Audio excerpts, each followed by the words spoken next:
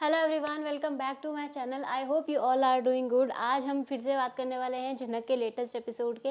मुझे पता है आज की वीडियो झनक वाली डालने में बहुत लेट हो गया क्योंकि एपिसोड लेट ही आया था और मैं थोड़ा सा बिजी थी। तो बिना देरी के शुरुआत करते हैं। आप लोग मुझे एक चीज़ बताइएगा, अगर आपका कोई पेशेंट या फिर मतलब आपका कोई जानने वाला, आपका कोई बहुत ही खास जो है ओटी में है या बहुत क्रिटिकल कंडीशन में है, और कोई अनजान भी बंदा होता है ना, अगर वो आपके पर्सन के लिए प्रे कर रहा है भगवान से कि भगवान इसको जल्दी ठीक कर दो, तो हमें उसका शुक्रिया अदा करना चाहिए।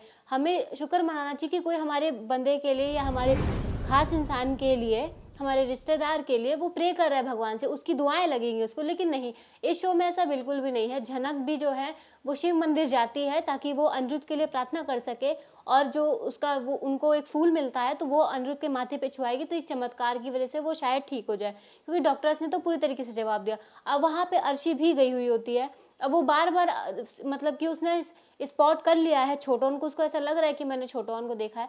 लेकिन मतलब अगर तुम वहाँ पे गए हो प्रार्थना करने के लिए, तो आप ना पूरा फोकस प्रार्थना करने पे रखो ना। तुम ये क्यों फोकस कर रहे हो वहाँ पे झनक है या नहीं है, छोटोन है या नहीं है। और हॉस्पिटल आते ही मतलब हॉस्पिटल अर्शी आ जाती है, उसके बाद हॉस्पिटल आते ये नहीं कि सीधा जाके अनिरुद्ध के माथे पे फूल छुआने की कोशिश करे। नहीं, ऐसा उसने कुछ भी नहीं करा है, बल्कि वो ये पूछती है झनक कहाँ है, और छोटोन से सवाल करने लगती है कि झनक कहाँ है, तुम ओटी के बाहर क्या कर रही हो अनिरुद्ध के।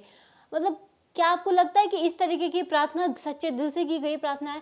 पहले पता है शो में ऐसा हुआ था, जब अनिरुद्ध की झनक से शादी हो गई थी या फिर मतलब वो यहाँ पे आ गया था, वो झनक की साइड लेने लग गया, तब मुझे अर्शी के लिए बुरा भी लगता था कि चलो अर्शी के साथ गलत हो रहा है, वो पहले से उसकी मंगेतर है, उससे प्यार करती थी, थोड़ा बहुत नाइंसाफी उसके साथ हुई। लेकिन अब लगता है कि भगवान ने अनी और झनक को मिला के या उनकी शादी करा के बहुत सही किया, क्योंकि अर्शी का जिस तरीके का बिहेवियर है ना, मतलब आपका स्वभाव ही आपकी पहचान होती है।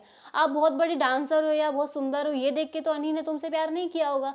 व्यवहार नाम की भी चीज होती है कि नहीं होती, वो तो बिल्कुल ऐसा लगता है सेकंड कॉपी अपनी मदर की है। जैसी सृष्टि है बिल्कुल वैसी ही बन गई है, वैसी ही है। अब ऐसी गंदे स्वभाव वाली लड़की से कौन ही साथ देना चाहेगा, कौन उससे प्यार करना चाहेगा। अब मुझे लगता है कि अब अर्शी को साइड कर देना चाहिए और अब अनी और झनक के साथ रहे। आप लोगों की क्या राय है, हमें कमेंट सेक्शन में जरूर बताइएगा। बाकी झनक पूरी कोशिश करती है ताकि वो फूल अनिरुद्ध के माथे तक छुआ सके, और वो छोटोन से इस बारे में डिस्कस करती है कि हमें ये लोग अंदर नहीं जाने देंगे और किसी तरीके से भी हम ऑपरेशन थिएटर तक नहीं पहुंच सकते हैं। तो वो छोटोन कहता है कि भले वो लोग हमें 4 बातें सुनाए, हमेशा से सुनाते आए, अब तो इस चीज़ की आदत पड़ चुकी है, लेकिन तुम अगर अनी की जान बचाना चाहती हो तो तुम्हें इस तूफान को झेलना पड़ेगा। तो झनक एग्री कर जाती है कि हाँ, मैं सब कुछ सहने के लिए रेडी हूँ। तब वहाँ पे छोटोन जो है ना कन्फेस करता है झनक को कि मैं जानता हूँ कि तुम्हारी और अनी की शादी हो चुकी है, उसको इसके बारे में पता है। अब झनक थोड़ा शौक है, तब वो छोटोन बताता है कि अनी ने मुझे सब कुछ बता दिया, इस पूरी दुनिया में तुम्हारा और अनी का सच तुम दोनों के अलावा एक मैं जानता हूँ। तो झनक ने उसके लिए एज अ हस्बैंड प्रे किया था जाके, वो वहाँ पे बोलती भी कि अनिरुद्ध बॉस मेरे पति हैं। तो एक वाइफ की जो प्रे होती है वो हस्बैंड को जल्दी लग जाती है। तो झनक के फूल रखने से ही अनी बच जाएगा और अर्शी के साथ ऐसा कुछ नहीं होगा। लेकिन ऑपरेशन थिएटर से उसको बाहर आता देख अर्शी उससे सवाल जरूर करेगी। उसके हाथ में फूल है, लेकिन वो पहले फूल माथे पे लगाने नहीं जाएगी, पहले उससे सवाल करेगी, छोटोन को ताने सुनाएगी, ये करेगी। अब ऐसी दुआ भगवान कभी लगने देता है क्या किसी को? तुम्हें लगता है कि सच्चे दिल से प्रार्थना कर रही होगी, तुम्हें उसकी जान की फिक्र से ज्यादा तुम्हें ये पड़ी है कि वो ऑपरेशन थिएटर के बाहर क्या कर रही है। अगर वो गई भी है प्रार्थना करने के लिए भगवान से, तो तुम्हारे ही मंगेतर के लिए गई है ना, उसी इंसान के लिए गई जिससे तुम प्यार करते हो। तुम्हें तो उसका शुक्रिया अदा करना चाहिए ना, उसने अपना खून दिया है उसको, जिसके साथ तुमने इतना बुरा बर्ताव किया वो अपना खून दे रही है, भगवान से प्रार्थना करी। तुम्हें शुक्रिया अदा करने की बजाय, उसका धन्यवाद करने की बजाय तुम उसे जलील कर रहे हो, बात बात पे उसकी बेइज्जती कर रहे हो। मतलब I don't understand the logic. मतलब इतनी भी इंसानियत नहीं है इन लोगों में, बिल्कुल भी नहीं है। खैर, तुम एक बंदे को नापसंद कर सकते हो, मुझे समझ में आता है, लेकिन उसके साथ कम से कम इंसानियत से तो पेश आना चाहिए ना। उसने तुम्हारा कुछ बिगाड़ा तो नहीं है, बल्कि तुम लोगों के लिए भलाई करे।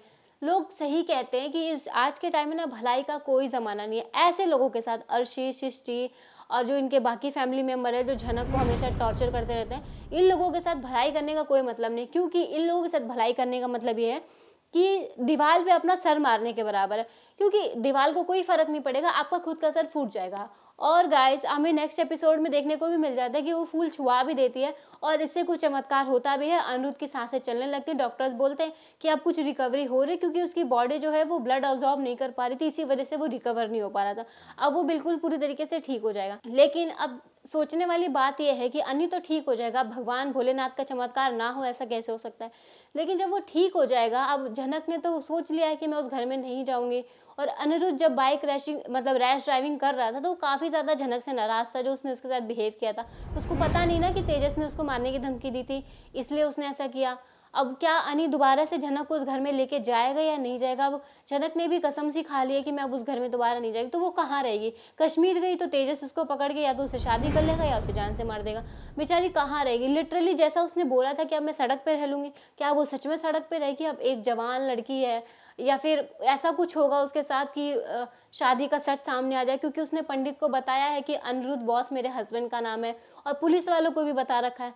तो मे बी ये दोनों घर आ जाए, या कुछ ना कुछ ज़रूर अच्छा होने वाला है शो में। आप लोगों के लिए एक बहुत अच्छी खुशखबरी है कि इन दोनों का सच रिवील होने वाला है। तो गाइज़, आपको आने वाली अपडेट्स हमारी आने वाली वीडियोज़ में मिल जाएँगी, और वीडियो पसंद आई तो so please like, share and subscribe. Thank you so much for watching. We will see you in next video.